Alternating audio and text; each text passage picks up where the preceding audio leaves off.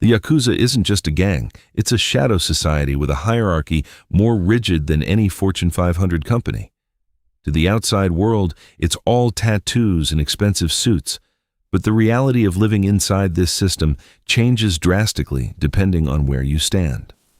From scrubbing toilets to ruling empires, your daily life is dictated by your rank. Let's break down exactly what your life would look like, starting from the very bottom. Level 1. The Foot Soldier, Kumi In. At Level 1, your life belongs entirely to someone else. You are essentially a high-stakes janitor. Your day starts at 5 a.m. You wake up in a cramped, shared room in the clan office. Your first task? Cleaning. You scrub the floors, the toilets, and the boss's car until they're spotless. You don't have a personal life. You aren't allowed to wear flashy clothes yet. You wear a simple, cheap suit. You spend most of your day standing outside in the sun or rain, guarding a door or acting as a human shield. You have no money of your own, maybe a small allowance for food. It is a life of total submission and exhaustion. How you move up? You survive. You show that you can endure the physical and mental grind without complaining. You move to Level 2 by proving you are reliable. This usually means being the first one to take the blame if the police show up, or showing that you can handle a basic street-level task without making a mistake.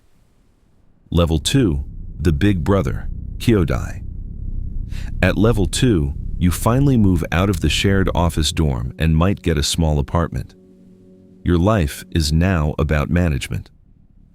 You don't have to scrub the toilets anymore. Instead, you're the one shouting at the Level 1s to do it faster.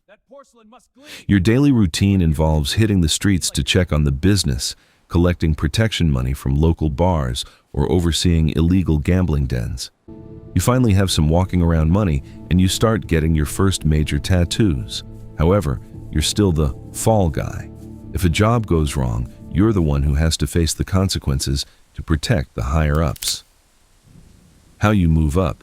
You have to show a business mind. It's not enough to be tough. You have to be profitable.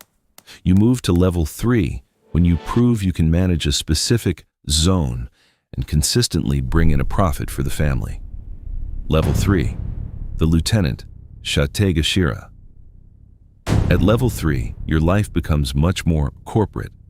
You trade the street corners for a desk. You spend your days in backroom meetings and high-end restaurants.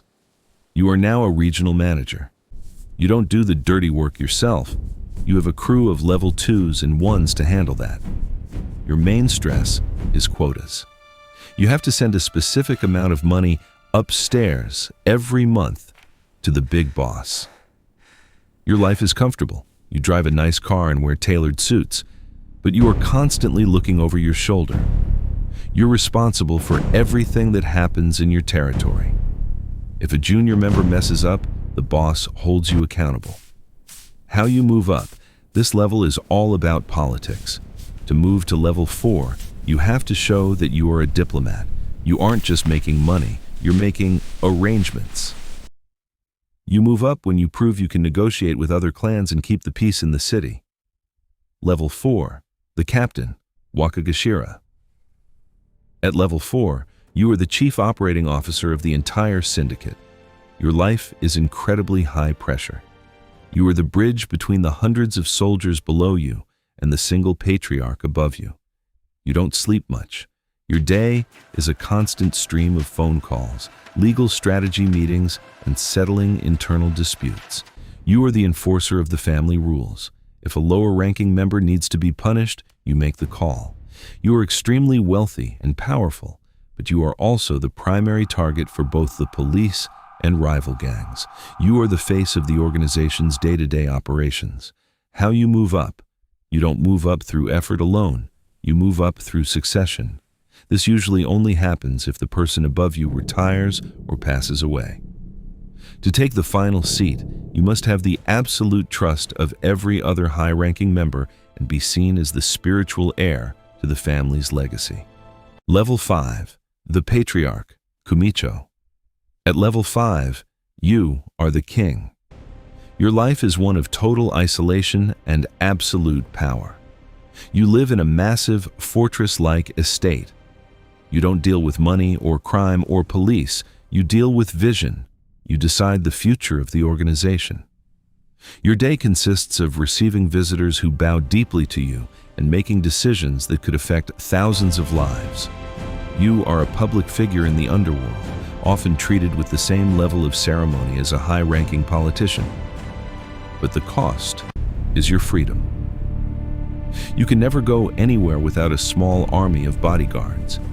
You are the ultimate symbol of the family, and your life is dedicated to maintaining that image until the day you die. From cleaning floors at level 1 to ruling an empire at level 5, the Yakuza life is a pyramid of sacrifice. Each step up gives you more power, but it also takes away a piece of your humanity and your safety. It's a career path where the retirement plan is often a prison cell or a quiet, guarded estate. Would you be able to make it past level 1? Let me know in the comments. Thanks for watching, and stay tuned for our next deep dive into the world's most secretive organizations.